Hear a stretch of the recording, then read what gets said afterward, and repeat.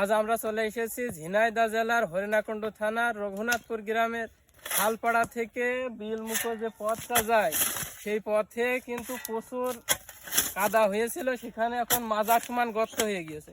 সেখানে ঠিক করার জন্য গ্রামের যে গাড়িওয়ালাগুলো আছে সেগুলো তারা কিন্তু নিজেদের টাকা দিয়ে, নিজেদের পরিশ্রম দিয়ে এবং নিজেদের গাড়ি দিয়ে তারা কিন্তু এই ইট বালি খোয়া যা পাচ্ছে নিয়ে এসে রাত দিন পরিশ্রম করে এই পথটা কিন্তু ভালো করছে। আপনারা দেখতে পাচ্ছেন এই যে আমাদের সেই মোল্লা সাহেব, তিনি কিন্তু প্রচুর পরিমাণে খাটনি করছে। তার খাটনি দেখলে মনে হয় না যে এত খাটনি তিনি করতে পারবেন, তাও তিনি যে খাটনি করছে এই খাটনির দাম আমরা দিতে পারবো কি তা বলতে পারছি না। যদি প্রচুর বৃষ্টি হয় তাহলে কিন্তু আমরা এই পুষ্টা নিয়ে যেতে হলে তার কিন্তু অনেক খাটনি হয়ে যাবে। তাই আমরা তার কাছে শুনবো তার অনুভূতিটুকু কিরকম এবং সে কি পরিমাণ পরিশ্রম করছে এই ইসের জন্য, এই পথের জন্য তার কাছে শুনবো। আসসালামু আলাইকুম। আমাদের এই গ্রামে বহুত জমি লোকের, এই মাঠটা পুরোই পাট, কিন্তু গ্রামের লোকে বলে আমাদের পাট কিভাবে কাটবে। তো এখন আমরা কয়েকজন 4-5 জন গাড়িওয়ালা আমরা যুক্তি করলাম যে আমাদের বাড়িতে কোনো যদি টাকা পয়সা যদি কেউ না দেয় তাহলে আমরা নিজের পকেটের টাকা দিয়েই আমরা রাস্তা কমপ্লিট করে নেব।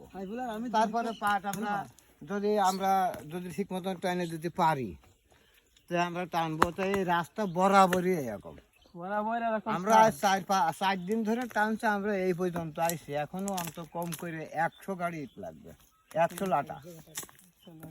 সব নিজেদের পকেট থেকে টাকা দিতে হবে, আমরা নিজেদের পকেট থেকে। এখন গ্রামের লোকের একটা সুবিধা যদি আমরা রাস্তাটা করে দিতে পারি যে জনগণ যাওয়ারও খুব অসুবিধা।